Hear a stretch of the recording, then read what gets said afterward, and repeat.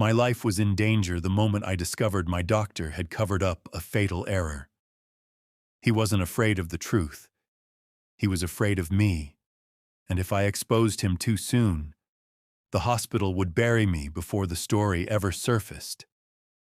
Before we continue, please subscribe to the channel and let us know where you're listening in the comments. I wasn't supposed to find out. That part is clear now. I was lying in a hospital bed, half awake, staring at a ceiling tile with a crack shaped like a lightning bolt, when a nurse walked in holding the wrong chart. She froze when she saw me sitting up. "I'm sorry," she said quickly, glancing down. "This isn't yours." But I'd already seen the name at the top. Same doctor, same procedure, same date, different outcome. The patient listed on that chart didn't wake up. At first, I told myself I was imagining things. Hospitals are chaotic. Charts get mixed up. Mistakes happen that don't mean anything. But the feeling in my chest didn't go away. It got heavier. Later that night, when the hallway quieted and the machines hummed like they were breathing for me, I replayed everything I remembered about my surgery. The rushed consent form, the doctor who wouldn't meet my eyes. The moment, right before the anesthesia hit, when I heard someone say, "Wait," then silence. The next morning I asked questions. Not accusations, just curiosity. The nurse stiffened, the resident deflected. And when I finally asked to speak to my doctor directly, I was told he was unavailable. That's when I knew. People don't avoid questions unless the answers are dangerous. I asked for my records. They took too long. When the file finally arrived, something was missing. A dosage line, a timestamp, a signature that should have been there. I wasn't a doctor, but I wasn't ignorant either. I'd worked in compliance long enough to recognize a pattern. Someone had edited the truth. 2 days later, I learned about the other patient. Same age range, same procedure, same complication. Cause of death. Unavoidable surgical risk. But the margin notes in the internal report told a different story. I found them because someone forgot to lock a shared terminal. Just 1 minute. That's all it took. Wrong dosage, wrong timing, correction made too late, a fatal error. And then, a rewrite. I felt sick. Not from my body, but from the realization settling in my gut. If that patient's family ever found out, everything would collapse. Careers, lawsuits, reputations, and now I knew. That night, my doctor finally visited my room. He smiled too much. "Good news," he said. "You're healing perfectly." I watched his eyes, not his face. He knew. "I had a few questions," I said carefully. His smile thinned. "Of course." I mentioned the missing line in my chart. The room went quiet. He laughed once, short and forced. "Clerical issue happens all the time." "But it didn't happen in the other chart," I said. His hand stopped adjusting my IV. We stared at each other. That was the moment everything changed. He leaned closer, lowering his voice. "You need to focus on your recovery.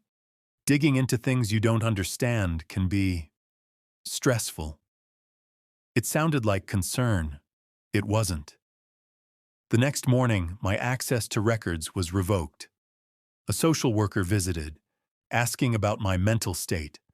A hospital administrator suggested I limit my communications for my own well-being. They weren't protecting me. They were isolating me. That's when fear kicked in.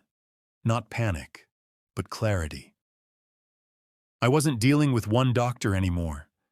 I was dealing with a system. If I went public now, they'd label me unstable. If I accused without proof, they'd crush my credibility. If I stayed emotional, they'd paint me as unreliable. And if I pushed too hard, I might not leave that hospital at all. So I did the only thing that made sense. I stayed quiet. I thanked them. I smiled back. I let them believe their pressure was working, but inside, I was documenting everything. Dates, names, tone changes, subtle threats wrapped in polite language. I memorized faces. I replayed conversations. I waited. Because one thing was now very clear to me. This wasn't just about a medical mistake. It was about control. They believed they could rewrite reality the same way they rewrote that chart. And as long as I was just a patient in a bed, they were right. But I wasn't planning to stay there forever. I was planning something else entirely. And the moment I walked out of that hospital, with my body healed and my evidence intact, was the moment their silence would stop protecting them. They just didn't know it yet. And that ignorance was going to cost them everything. I kept my face calm as his hand slowly released the IV line. The door clicked shut behind him, and I didn't move for a full minute. My heart was pounding, but not from fear anymore. From certainty. He was scared, and scared people make mistakes. The next few days became a performance. I became the perfect patient, cooperative, grateful, quiet. I joked with nurses. I praised the staff. I told the social worker I was embarrassed for overthinking things. They relaxed. That was the opening I needed. What they didn't know was that every night, after the hallway lights dimmed, I replayed the hospital Wi-Fi traffic through my phone. Compliance training teaches you patterns. Who accesses what when logs disappear. How edits leave fingerprints even when someone thinks they're clean. The chart hadn't just been edited. It had been coordinated. 3 logins, 2 approvals, 1 overwrite. And the same 3 names appeared on the deceased patient's file. My doctor wasn't alone. I started noticing the shifts. The nurse who avoided eye contact. The administrator who suddenly forgot our previous conversations. The resident who whispered, "Be careful," when no one else was around. That whisper confirmed it. I wasn't paranoid. I was inconvenient. On the 5th day, a man I'd never seen before entered my room without knocking. Mid-40s, expensive watch, no badge. "Hospital legal," he said, pulling a chair close. "I hear you've had concerns." He spoke like someone offering help, but his eyes were measuring distance, exits, angles. "I just want clarity," I said. He smiled. "Clarity is important. So is moving forward." Then he placed a document on my tray. A settlement. No admission of fault. Confidentiality clause. A number large enough to silence most people. "If you sign," he said calmly, "you can focus on your recovery. If not, things can get complicated." There it was. The threat without teeth showing. I looked at the paper, then back at him. "What about the other patient?" His smile faded for half a second. "Just enough." "That situation has been reviewed." "Reviewed," I repeated. "Yes." "By the same people who made the mistake?" Silence. He stood. "Think about it." I did think about it. All night. I thought about the family who never got answers. I thought about how easily I could disappear under labels like unstable or litigious. I thought about how systems don't fear anger, they fear exposure. So I didn't sign.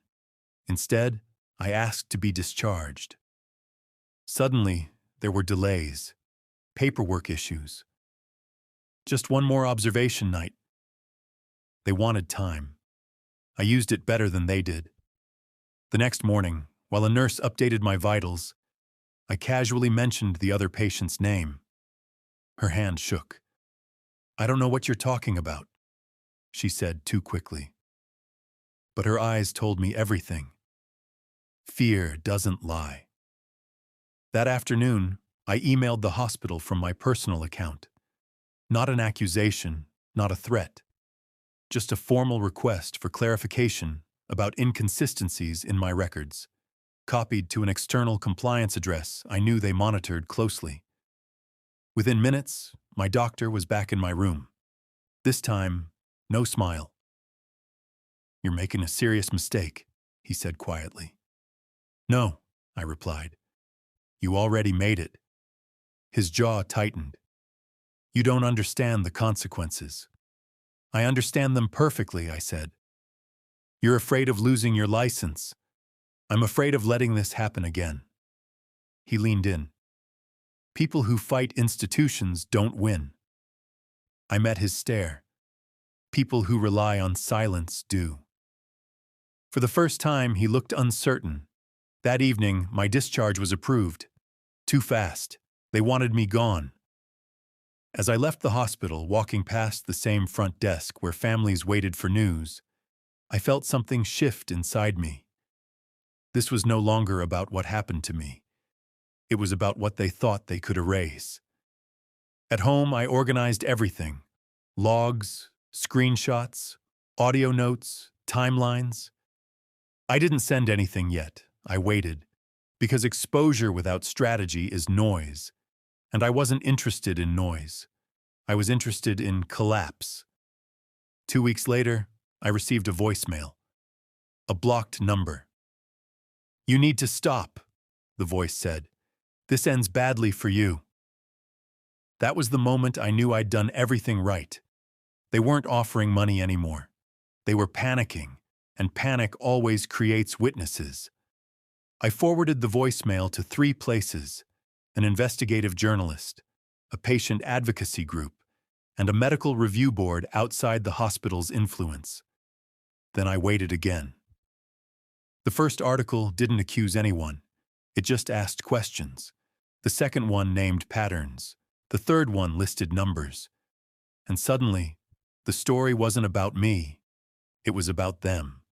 About records quietly altered. About deaths explained away. About how often unavoidable risk meant someone messed up and covered it. My doctor went silent. The hospital issued statements, then revisions, then apologies without details. But the real damage was already done. Because once people start looking, they don't stop. And I could feel it now.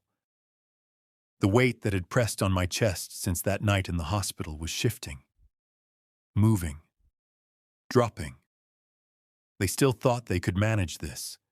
They still thought they were in control. But control only works when no one is watching. And now, everyone was watching. I didn't move when the door behind me clicked shut. I just stood there, listening to my own breathing, feeling the weight of everything finally settle into place. He thought the worst part was over. That was the mistake everyone makes. I waited until the room emptied, until the nurses went back to their stations, until the monitors returned to their quiet rhythm. Then I reached into my pocket and felt the smooth edge of my phone. Everything I needed was already on it. The recordings, the emails, the financial transfers routed through shell accounts he didn't know I had traced. The signed document he forced me to falsify, with his voice clearly explaining why. I didn't rush. Revenge doesn't like panic. It likes timing. I walked out of the hospital calmly, nodded at the security guard like nothing in the world was wrong, and sat in my car without turning the engine on. For 5 full minutes, I stared at the dashboard. Not because I was scared, because I was deciding how public this needed to be. Then my phone vibrated, a message from him. "We're done. You keep your mouth shut, and this disappears." I almost laughed. Instead, I opened my contacts and selected a name I hadn't touched in years. A journalist, not a tabloid, not a blogger. Someone who liked documents, someone who liked patterns. I sent one message. "I have proof a senior executive framed an employee for federal fraud to cover a medical kickback scheme." Audio, paper trail, witnesses. 3 dots appeared instantly. "Call me," I didn't. I sent the files instead. All of them. Then I turned the key in the ignition and drove home for the first time in weeks without checking my mirrors. The fallout didn't take long. By morning, my phone was unusable. Missed calls, unknown numbers, voicemails piling up faster than I could delete them. His name started trending by noon. Not because of me, because once the first outlet verified the documents, the others followed like sharks. The board announced an internal review. That lasted 4 hours. By evening, his company bio was gone. By night, his access badge was deactivated. By dawn, federal investigators were knocking on doors I'd never even been inside. He tried to spin it, issued a statement about misunderstandings and rogue employees. That statement didn't survive the release of the audio. Hearing his own voice explaining how to bury me permanently ended any debate. The same executives who once wouldn't look me in the eye suddenly wanted statements. I gave none. I didn't need to. The truth was doing the talking for me. A week later, my lawyer called. "Charges dropped," she said. "Completely. Sealed. You're clear." I thanked her and hung up. Then I sat alone in my apartment, surrounded by silence, and felt something strange. Not victory. Relief. He lost everything the way he made others lose theirs. Slowly, publicly, with witnesses. His reputation collapsed first, then his network. Then the people who once protected him disappeared like they'd never existed. The last message I ever got from him came late one night. No threats, no power left. Just 4 words. "You didn't have to." I stared at the screen for a long time before replying. "I know." And that was the truth. I didn't do it because I wanted revenge. I did it because silence would have made me complicit. Because letting him walk away would have meant accepting the version of myself he tried to create. Scared, disposable, erased. Some people think revenge is about anger. It isn't. It's about refusing to carry someone else's crime on your back. It's about choosing truth when lies are easier. And sometimes, the most devastating revenge isn't what you take from someone. It's what you stop protecting. If you like this story, please like this video, subscribe to the channel, and share your impressions of this story in the comments. Thank you for watching.